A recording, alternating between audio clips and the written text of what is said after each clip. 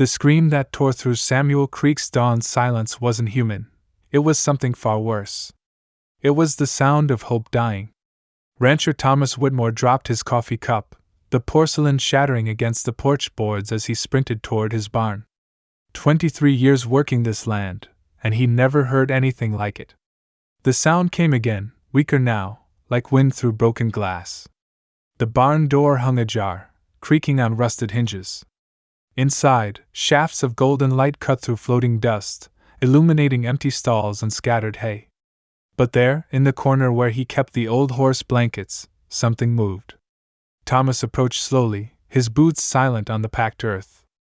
The bundle was small, too small to be what he feared, too large to be what he hoped. A threadbare quilt covered whatever lay beneath, rising and falling with labored breathing. "Easy now," he whispered, though he wasn't sure if he was talking to himself or whatever waited under that cloth. A pale hand emerged from beneath the cover, fingers trembling like autumn leaves. The skin was translucent, marked with bruises that told stories Thomas didn't want to read. The hand reached toward him, then fell back, exhausted. "Please!" The voice was barely more than breath. "Not here, not now." Thomas knelt beside the bundle, his weathered hands hovering over the quilt's edge. In 37 years of living, he'd seen plenty of suffering, drought, disease, death. But something about this moment felt different. Final. The wind outside picked up, rattling the barn walls like bones in a box. "I'm not going to hurt you," Thomas said, his voice steady despite the tremor in his chest. The breathing beneath the quilt grew more rapid, panicked. "You don't understand. If they find me here, who's looking for you?" Silence stretched between them like a rope about to snap. Thomas's hand touched the edge of the quilt. The fabric was damp with something that wasn't sweat. His fingers came away red. "Dear God," he breathed. With infinite care, he lifted the cover. The world tilted sideways. Every certainty Thomas had ever held crumbled like sandcastles before a flood. Beneath that threadbare quilt lay not just someone's broken body, but the answer to a question that had haunted Samuel Creek for 16 long years. The question everyone had stopped asking. The question that had buried 3 families and driven Judge Morrison to drink himself into an early grave. Thomas stared into eyes he'd seen before, in faded daguerreotypes, in desperate wanted posters, in his own nightmares. Outside, the sound of approaching hoofbeats echoed across the valley like distant thunder. The eyes looking back at Thomas belonged to Sarah Elizabeth Morrison, the judge's youngest daughter, who'd vanished on her wedding day 16 years ago. But the woman beneath the quilt wasn't the 18-year-old bride who'd disappeared in her white dress. This was someone carved hollow by time and terror, aged beyond her years by whatever hell she'd been pulled from. "Sarah?" The name fell from his lips like a prayer he'd forgotten how to say. She flinched as if he'd struck her. "That name died a long time ago." Thomas's mind raced backward through the years. He remembered the search parties, the false leads, the way her father had slowly crumbled like a house with rotting foundations. He remembered the rumors, that she'd run off with a lover, that she'd been taken by Comanche raiders, that she'd thrown herself into the river rather than marry Chester Blackwood. But here she was, breathing and bleeding and terrifyingly real. "Your father," Thomas began, "is dead." Her voice was flat as prairie stone. "I know. I watched them bury him from the ridge above town. Watched them shovel dirt on the man I killed." The hoofbeats were closer now, maybe 2 miles out. Thomas recognized the rhythm. 3 riders, moving fast but not desperate. "Not yet." "Who's coming?" he asked. Sarah's laugh was bitter as alkali water. "Men who think they own me. Men who'll burn this place down with both of us inside if they have to." Thomas stood, his joints protesting. Through the barn's cracked window, he could see dust rising in the distance. He had maybe 10 minutes to decide whether to stand his ground or run. 10 minutes to choose between the quiet life he'd built and the chaos that had just crawled bleeding into his barn. "There's a root cellar under the house," he said. "Storm shelter my father dug. You could know." Sarah struggled to sit up, her face going white with the effort. "I won't hide anymore. I won't let them make you complicit in whatever's coming. Then what? She looked at him with eyes that had seen the bottom of human nature and crawled back up. You have a choice to make, Thomas Whitmore. You can hand me over and go back to your peaceful mourning. Or you can help me finish something that should have ended 16 years ago. The dust cloud was close enough now that he could count the riders. 3 men, just as he'd thought. One of them sat his horse like he owned the world. Thomas had seen that posture before. Chester Blackwood, he said. Sarah nodded. Among others. Thomas walked to his tool chest and pulled out his father's old Colt Navy revolver. The gun felt heavier than he remembered, cold and certain in his hand. What did they do to you? Everything. The word carried the weight of 16 years. But I'm done being their victim. The riders crested the hill overlooking his property. Even at this distance, Thomas could see they weren't planning a social call. Chester Blackwood rode like a man who never met consequence.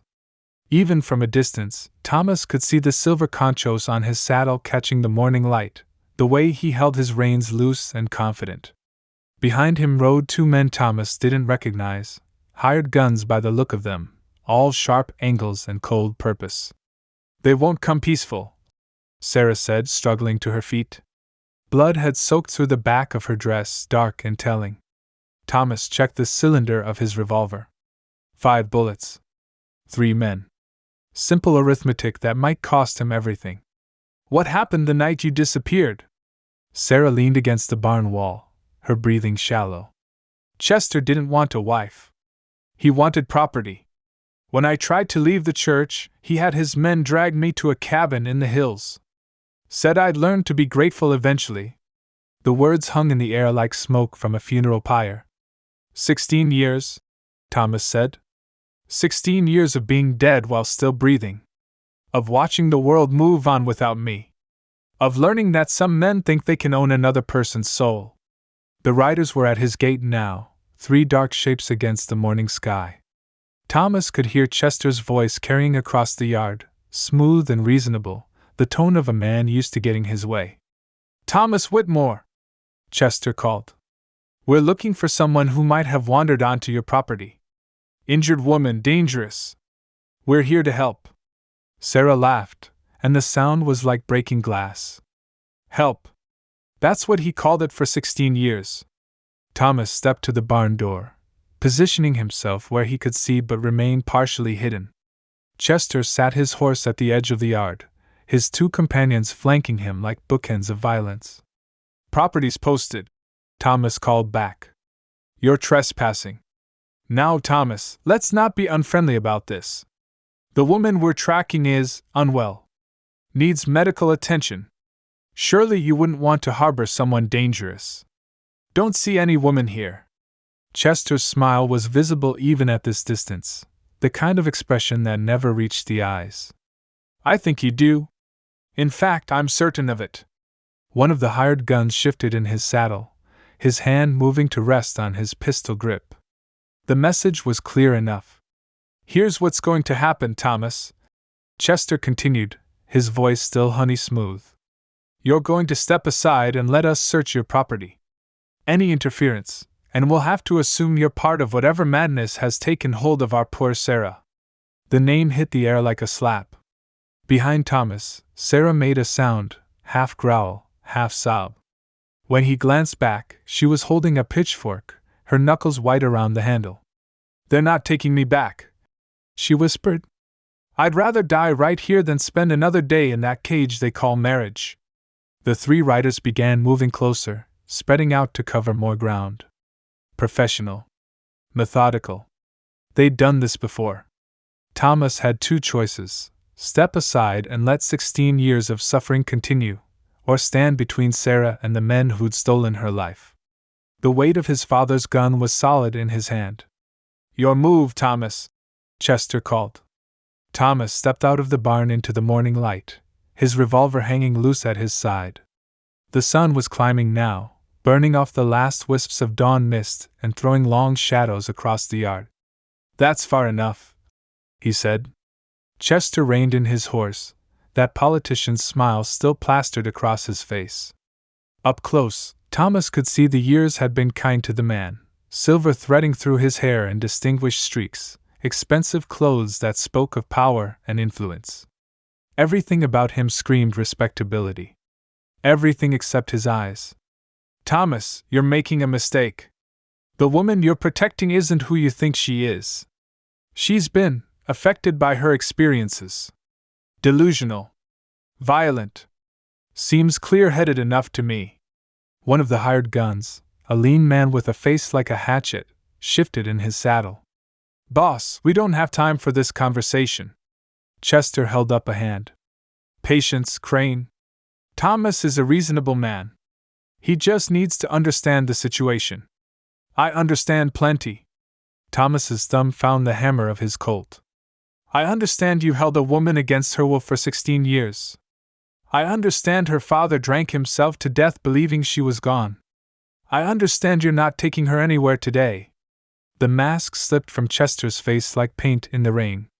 What remained was something cold and calculating, a predator finally done pretending to be human. Sarah belongs to me, Chester said. Legal and proper. We were married in the eyes of God and the state of Texas. Marriage requires consent. She consented the moment she said I do at that altar. What happened after was between husband and wife. Behind Thomas, Sarah spoke from the barn doorway. Her voice was steady now, stronger than it had been since he'd found her. I never said I do, Chester. Remember? I was unconscious when your bought preacher spoke those words over my body. Chester's horse danced sideways, sensing its rider's tension. Sarah, darling, you're confused. The fever, I'm not confused. She stepped into the light, still clutching the pitchfork but standing straighter now. I remember everything. Every night. Every bruise. Every time you told me I deserved it.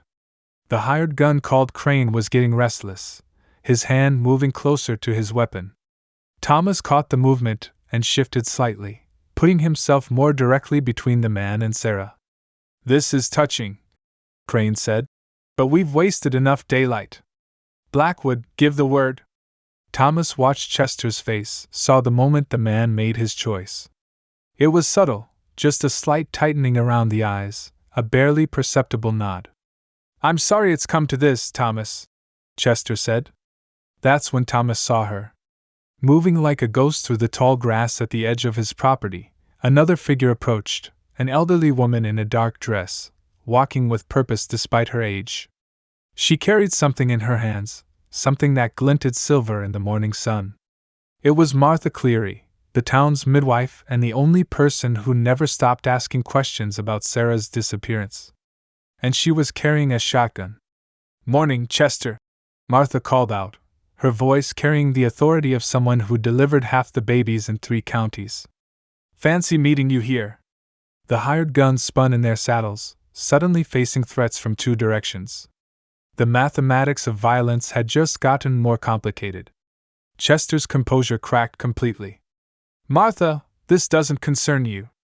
Child, everything concerns me when it involves one of my girls. Sarah made a sound, half laugh, half sob. And Martha? The standoff held for a heartbeat that stretched into eternity. 6 people, 3 guns, and 16 years of buried truth hanging in the morning air like smoke. Then Chester made his fatal mistake. Take them both, he snarled. Crane's hand moved to his pistol, but Thomas was faster. The Colt Navy roared once, and the hired gun pitched backward off his horse, clutching his shoulder. Martha's shotgun boomed a split second later, and the second gunman's horse reared, throwing its rider into the dirt. Chester wheeled his mount toward the gate, but Sarah was already moving. Years of captivity had taught her to be quiet, but they'd also taught her to wait for the right moment. The pitchfork caught Chester in the thigh, dragging him from his saddle to land hard in the dust. 16 years, Sarah said, standing over the man who'd stolen her life. 16 years you told me I was nothing. That I was yours. That no one would ever come looking.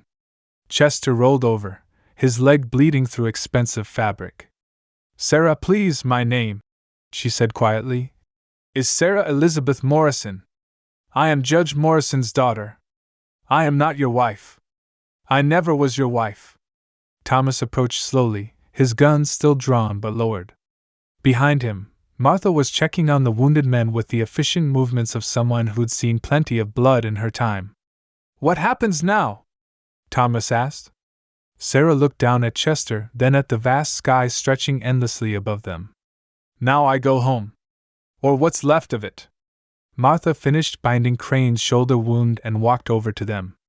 Up close, Thomas could see she'd aged hard in the years since he'd last seen her, lines carved deep by worry and sleepless nights. Your father's house is still standing, Martha told Sarah. Been keeping it clean, just in case. Sarah's hand went to her throat, touching something there, a thin silver chain that had somehow survived 16 years of hell. He really blamed himself, didn't he? Martha nodded. Died believing he'd failed you. But he never stopped hoping you'd come home. Chester tried to sit up, his face contorted with rage and pain. This isn't over.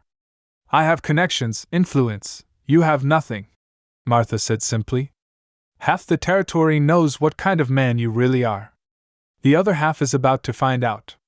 Thomas holstered his weapon and offered Sarah his arm. She hesitated for a moment, then accepted the support. As they walked toward the house, leaving Chester bleeding in the dust behind them, Sarah spoke softly. Thank you for choosing to see me instead of looking away. Thomas nodded, understanding that some debts could never be repaid, only acknowledged. In the distance, church bells were ringing in town, calling people to Sunday service. The sound carried across the valley like a promise that some things, faith, hope, the possibility of redemption, could survive even the darkest of times. Sarah Elizabeth Morrison was finally going home. The screen fades to black as the three figures disappear into the house, leaving only the vast Texas sky and the sound of those distant bells echoing across the land like a prayer answered at last.